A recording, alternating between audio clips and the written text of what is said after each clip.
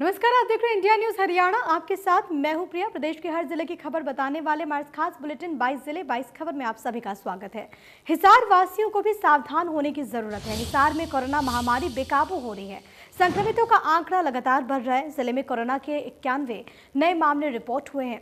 आपको बताएं कि अब कोरोना महामारी की एंट्री शहर की बड़ी मार्केट पुष्पा कॉम्प्लेक्स में हो गई है। यहां कई दुकानदार और उनके कर्मचारी कोरोना संक्रमित मिले। साथ ही साथ जिला मुख्यालय लघु सचिवालय में भी कोरोना के मामले रिपोर्ट हुए हैं। स्वास्थ्य विभाग इन सब कोरोना संक्रमितों की जानकारी जुटाने और उनकी कॉन्टैक्ट हिस्ट्री खंगालने या फिर उन्हें क्वारंटीन या आइसोलेट करने में लगा हुआ है। इन नए संक्रमितों के बाद हिसार में अब तक कुल संक्रमितों की संख्या 2000 के पार जा पहुंची है।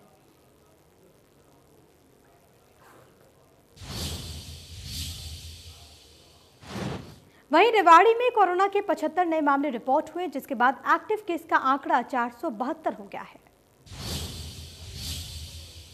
जिला प्रशासन रेवाड़ी और स्वास्थ्य विभाग की लाख एडवाइजरी जारी करने के बावजूद रेवाड़ी के लोग जो हैं वो अभी भी काफ़ी लापरवाह है कोरोना जैसी वैश्विक महामारी को लेकर, जिसका नतीजा ये हुआ कि आज फिर 75 नए केस सामने आए हैं और इसी के साथ एक शख्स की और मौत हो गई जो कोरोना पॉजिटिव था।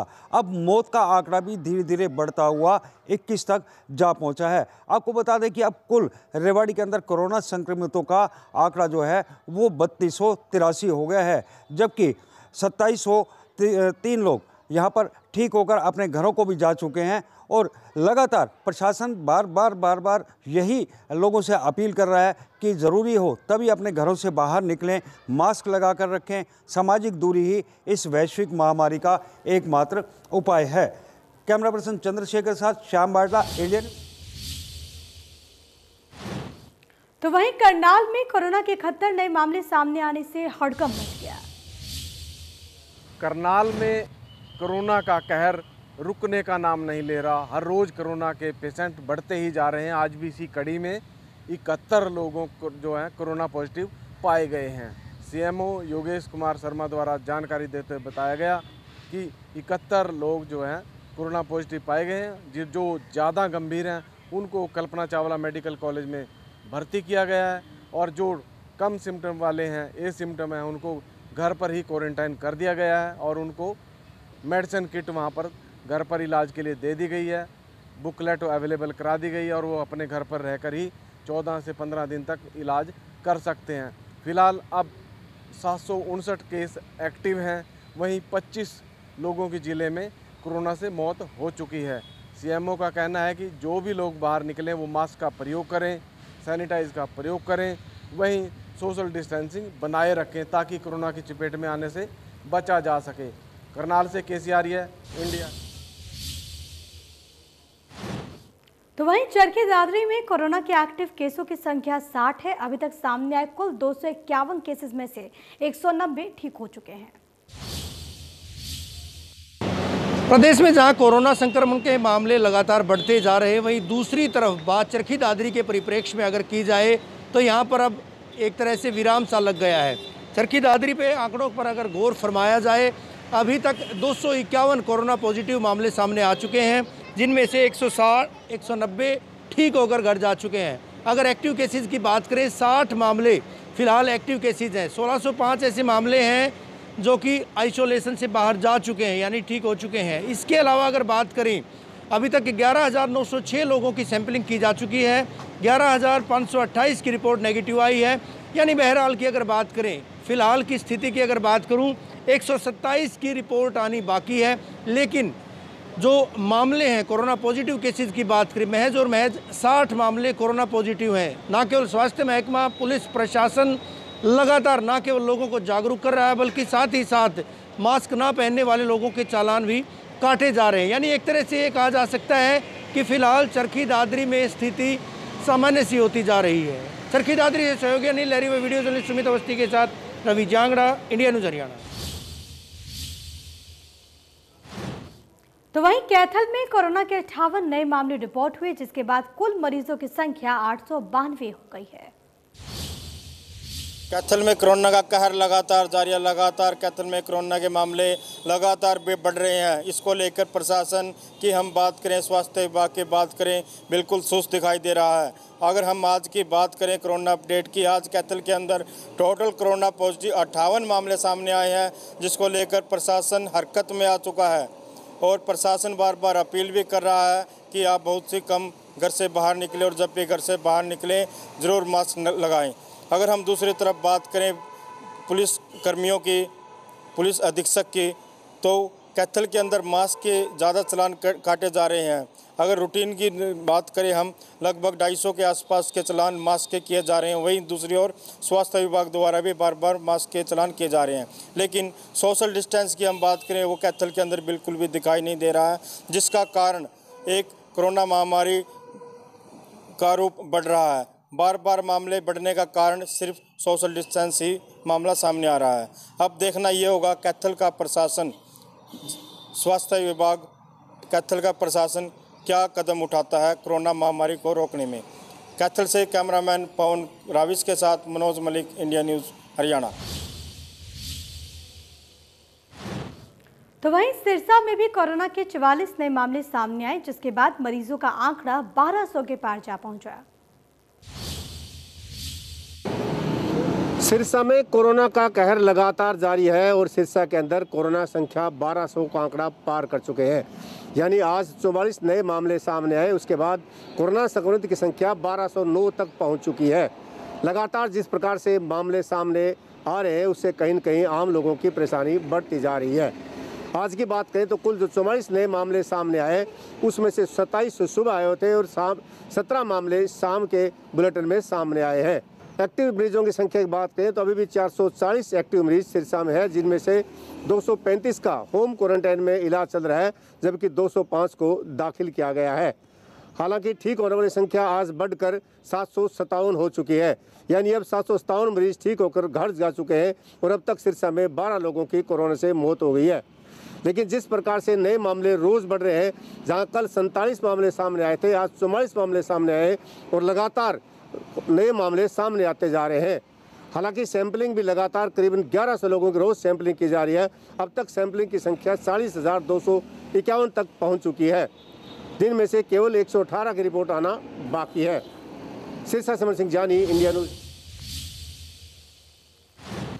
तो वहीं यमुनानगर के छछरौली बालकुंज में कोरोना ने दस्तक दे दी है। बालकुंज के 19 और बच्चे और 5 केयरटेकर भी कोरोना पॉजिटिव पाए गए हैं।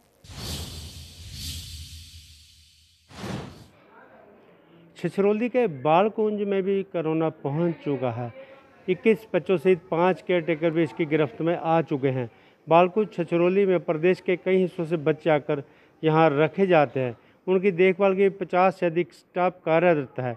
इन बच्चों में कोरोना कहां से आया, अभी इसकी भी जांच की जा रही है। साथ ही यह और बच्चों में न आई, इसको लेकर भी सतर्कता बरती जा रही है। हरियाणा के यमुनानगर में छछरौली बालकुंज में कोरोना ने दस्तक दे दी है, जहां कल 7 बच्चे कोरोना पॉजिटिव पाए गए थे। उसके बाद स्वास्थ्य विभाग द्वारा बालकुंज के सभी बच्चों व स्टाफ के सैंपल लिए गए, जिनमें से 19 और बच्चे कोरोना पॉजिटिव पाए गए, जबकि 5 केयरटेकर भी कोरोना पॉजिटिव पाए गए। जिला civil surgeon doctor Vijay Dahiya ने बताया कि जो पहले 7 बच्चे कोरोना पॉजिटिव पाए गए थे, उनको छछरौली स्थित अस्पताल में दाखिल किया गया है, जबकि बाकी 5 बच्चे स्टाफ को बालकुंज में ही क्वारंटाइन किया गया है, जहां डॉक्टरों द्वारा सभी बच्चों को स्वास्थ्य की देखभाल की जा रही है। उन्होंने बताया कि अभी तक कोरोना से 19 लोगों की यमुनानगर में मौत हो चुकी है, जबकि 1382 लोग कोरोना पॉजिटिव पाए जा चुके हैं। सिविल सर्जन ने यह भी बताया कि यमुनानगर जिले में अभी तक 40,081 लोगों के सैंपल लिए गए, जिनमें 37,895 की रिपोर्ट नेगेटिव आई है। वहीं 700 लोगों से को अभी तक डिस्चार्ज भी किया जा चुका है, जबकि 576 एक्टिव केस मौजूद है, जिनमें 335 अस्पताल में और 271 होम क्वारंटाइन है। अब क्योंकि जो कोरोना है आम समाज में बढ़ चुका है, इसलिए सभी को यही हिदायत दी जाती है कि घर में रहें, सुरक्षित रहें। यदि घर से बाहर जाएं तो मास्क लगाएं। यमुनानगर से देवीदास शारदा, इंडिया न्यूज़। वहीं अंबाला में भी लगातार बढ़ रहे केसेस को लेकर प्रशासन अलर्ट है। आपको ये बताएं कि अंबाला नगर निगम में 31 अगस्त तक पब्लिक डीलिंग बंद करने के आदेश जारी कर दिए गए। बताएं आपको कि नगर निगम अंबाला शहर में 15 से 16 लोग कोरोना संक्रमित पाए गए।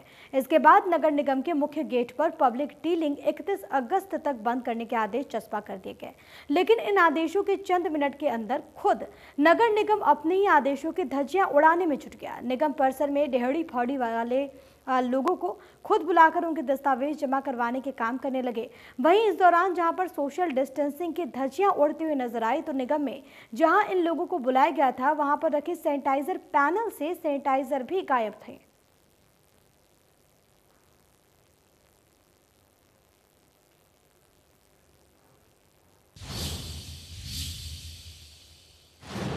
कुरुक्षेत्र में लॉकडाउन में कराधान विभाग अधिकारियों द्वारा शराब ठेकेदारों पर मेहरबानियों की कहानियां भी खत्म नहीं हुई थी कि अब आबकारी विभाग में करोड़ों रुपए का जीएसटी घोटाला सामने आया। जिले के अब तक के सबसे बड़े जीएसटी धांधलेबाजी में सेल्स टैक्स विभाग के एक अधिकारी ने 64 करोड़ के फर्जीवाड़े यानी कि रिफंड के शपथ पत्र के बावजूद मामला उजागर होने पर भी विभाग कुंभकर्ण की नींद में सोया हुआ है। आरोपियों को बचाने के लिए सब एक दूसरे के पाले में गेंद फेंककर अपने कर्तव्य से बच रहे हैं। फ्रॉड पकड़ने की शुरुआत तब हुई जब सेल टैक्स विभाग की जांच टीम ने एक ट्रक को पकड़ा। इसके कागजात की जांच की गई तो ई-वे बिल फर्जी मिले। वहीं से मामले की कड़ियां जोड़ी गई तो सबके सिर चकरा गए, क्योंकि मामला हजारों लाखों नहीं बल्कि करोड़ों के घपले का निकला।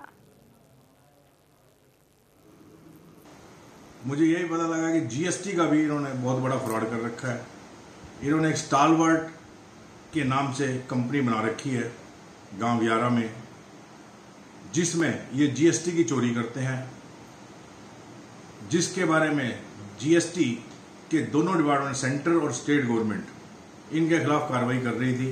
और वहां पर Tarachand excise and taxation officer ने एफिडेविट दिया कि 63.76 करोड़ रुपए का टैक्स की इन्वॉल्वमेंट हम निकाल चुके हैं और ये बहुत ऊपर तक जा सकती है।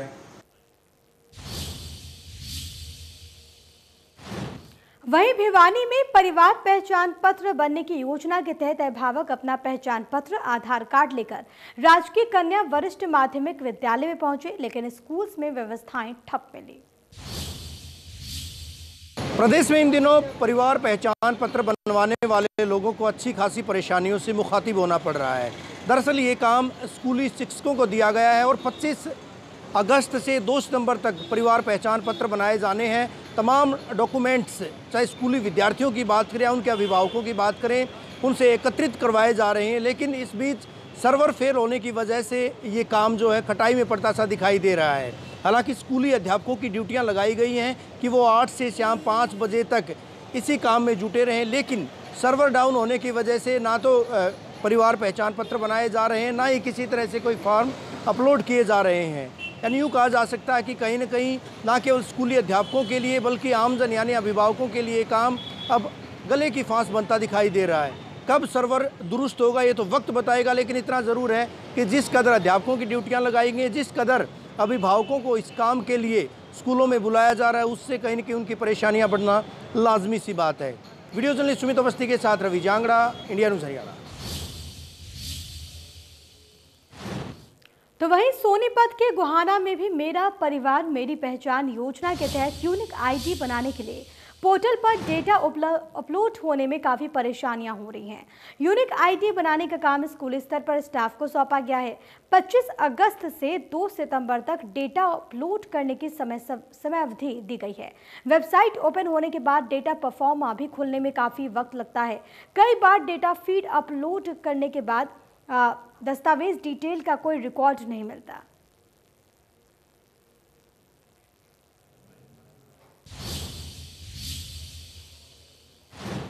रोते रोते आंसू सूख रहे हैं, लेकिन न्याय नहीं मिला। धैर्य अब जवाब दे रहा है, लेकिन धीरज के कातिलों का कोई सुराग नहीं मिला। जी हां, 5 अगस्त को बैंक मैनेजर धीरज अहलावत की अपहरण कर हत्या कर दी जाती है। पुलिस जांच करती है। मामले की गंभीरता को देखते हुए एसआईटी का गठन भी हुआ, लेकिन रिजल्ट कुछ भी नहीं। क्या है पूरा मामला, इस रिपोर्ट में देखिए। गुरुग्राम पुलिस एसआईटी पर उठ रहे सवाल। कहां हैं बैंक अधिकारी के हत्यारे? धीरज के परिजन अब धैर्य हारे। जी हां, तस्वीरों में दिख रहा ये हंसता खेलता परिवार अब आंसुओं के सैलाब में डूबा है, क्योंकि ये परिवार अब अधूरा जो रह गया। तस्वीरों में दिख रहे इन दो मासूमों के सिर से पिता का साया उठ चुका है, पत्नी का सुहाग उजड़ चुका है, लेकिन इस परिवार की खुशियां छीनने वाले शायद अपनी कामयाबी का जश्न मना रहे हैं। वो गुरुग्राम पुलिस पर हंस रहे होंगे और दूसरी तरफ ये परिवार अब मुस्कुराना भूल चुका है। देखिए, मैं सिर्फ यही चाहूँगी कि जब तक मुझे कुछ रिजल्ट नहीं मिलता तो संतोषजनक तो कैसे हो सकती है। हाँ, ये है कि वो अपने एफर्ट्स लगा रहे हैं, इन्वेस्टिगेशन कर रहे हैं, लेकिन अभी तक कुछ रिजल्ट सामने नहीं आया है। तो मेरी बस यही दरख्वास्त है कि मेरे पति को न्याय मिले और जल्द से जल्द पता चले कि ये हरकत किसकी थी। मेरे 2 बच्चे हैं, एक 2 साल का, बेटी 6 साल की। मतलब मेरे हस्बैंड का नेचर इतना सॉफ्ट, मतलब he is completely down to earth. किसी से उनकी कोई रंजिश, कोई गिला शिकवा, मैं खुद कह रही हूँ कि ऐसा कुछ था नहीं। वहीं फरीदाबाद में एक परिवार पर मामूली विवाद में पालतू कुत्ते से कटवाने का आरोप लगा है। सैनिक कॉलोनी का ये मामला है। वहीं दूसरे पक्ष ने पड़ोसी पर घर में तोड़फोड़ करने के आरोप लगाए। फरीदाबाद में एक ऐसा मामले सामने आया है जहां 2 पक्षों के बीच में आपसी विवाद में एक कुत्ते से महिला को कटवाया गया है और आरोपी पक्ष की तरफ से जिस तरह से महिला को कुत्ते से कटवाया है, इसके बाद में पीड़ित पक्ष ने मामले की शिकायत पुलिस को दे दी है और 3 लोगों के खिलाफ मामला दर्ज किया है। लेकिन इस बीच में जो आरोपी पक्ष है उसकी तरफ से भी मुकदमा दर्ज कराया गया है, जिसमें साफ तौर से कहा गया है कि उनके घर में पहले तोड़फोड़ की गई थी। लेकिन इस बीच में हम बता दें आपको कि ये जो मामूली सा विवाद था वो साइकिल और स्कूटी खड़ा करने के ऊपर था। चूँकि ग्राउंड फ्लोर पर जो परिवार रहता है उनकी तरफ से स्कूटी साइकिल खड़ा करने के लिए मना किया गया था और इसी बात को लेकर फर्स्ट फ्लोर और ग्राउंड फ्लोर के दोनों परिवारों में बीच में झगड़ा हुआ और इस झगड़ी के बीच में तस्वीरों में साफ तौर से देखा जा सकता है कि जिस तरह से एक लड़की कुत्ते को एक महिला के ऊपर छोड़ती है और इन दोनों के बीच में अब पुलिस ने वहां लगे CCTV फुटेज को उठाया है और अब इस बात की जाँच की जा रही है कि आखिर पहले तोड़फोड़ की गई या पहले कुत्ते से कटवाया गया है। इस मामले में तफ्तीश के बाद ही सारा मामला सामने निकल कर आएगा। फरीदाबाद से देवेंद्र कौशिक, इंडिया। तो वहीं फतेहाबाद के रतिया में बिजली चोरी रोकने गई बिजली विभाग की टीम पर लांबा गांव में ग्रामीणों ने हमला बोल दिया। बिजली कर्मचारियों ने इस दौरान बिजली चोरी की वीडियो क्लिप भी बना ली, जिससे हमलावर मोबाइल छीन कर डिलीट कर दिया उन्होंने। यही नहीं, लोगों ने बिजली कर्मचारी का मोबाइल तोड़ दिया। बिजली विभाग के कर्मचारियों ने मौके से भागकर अपनी जान बचाई। उन्होंने उच्च अधिकारियों को पूरे मामले की जानकारी दी है, जिसके बाद पुलिस ने मुकदमा दर्ज कर लिया है। जाँच शुरू कर दी गई। अभी वो गाड़ी भगा के लिए आए, उनको पकड़ के मारने की कोशिश करने लगे थे वो, और भी अपने घर वालों को बुलाने की कोशिश करी है वो, जिस तरह हमारे कर्मचारी कह रहे हैं। तो उसके बाद वो आने के बाद फिर अब थाने में देखो थाने वाले क्या करते हैं। थाने को लिख दिया, मैंने एसएसपी साहब से बात भी करी थी, वो करेंगे। तो वहीं महेंद्रगढ़ के कनीना उपमंडल के दोंगड़ा अहीर गांव की बेटी की नोएडा के गुरुकुल में संदिग्ध मौत के मामले में बेटी के परिजन और सामाजिक लोग कनीना थाने पहुंचे। थाना प्रबंधक से उन्होंने मुलाकात की। इस मामले की लिखित शिकायत देकर दोषियों के खिलाफ मामला दर्ज कर कार्रवाई करने की मांग की गई। उन्होंने ये भी कहा कि उनकी बेटी के साथ बहुत गलत हुआ, इसके लिए उन्हें इंसाफ जरूर मिलना चाहिए।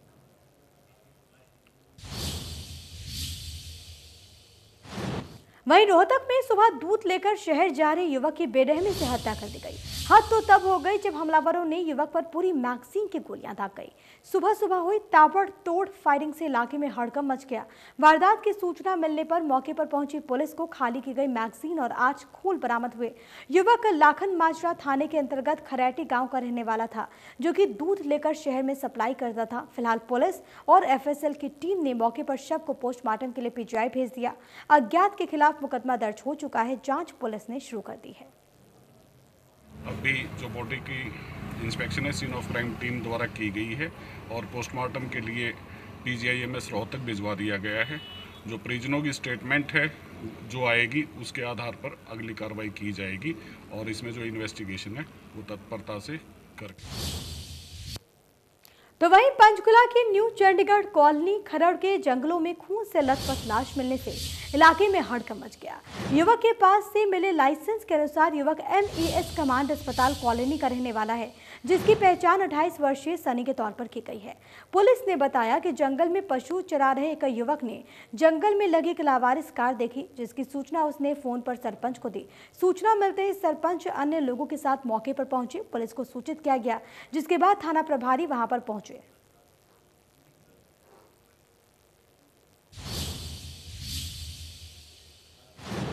पलवल जिले के होटल में नेशनल हाईवे पर एक खाली प्लॉट में नवजात बच्ची की हत्या करके शव को फेंक दिया गया। लोगों ने इसकी सूचना होटल थाने को दी। पुलिस सूचना के बाद मौके पर पहुंची। बच्चे के शव को कब्जे में लेकर पोस्टमार्टम के लिए भेज दिया गया है। पुलिस ने मामले में जांच शुरू कर दी है। नूह मेवात की नायब वाली गली में रात अज्ञात चोरों ने 2 दुकानों से लाखों के मोबाइल चोरी कर लिए। इस मामले की जानकारी पाकर नूह सिटी थाना पुलिस ने मौके पर पहुंचकर मामले की कार्रवाई शुरू कर दी। इलाके के लोग काफी डरे हुए हैं, दहशत में।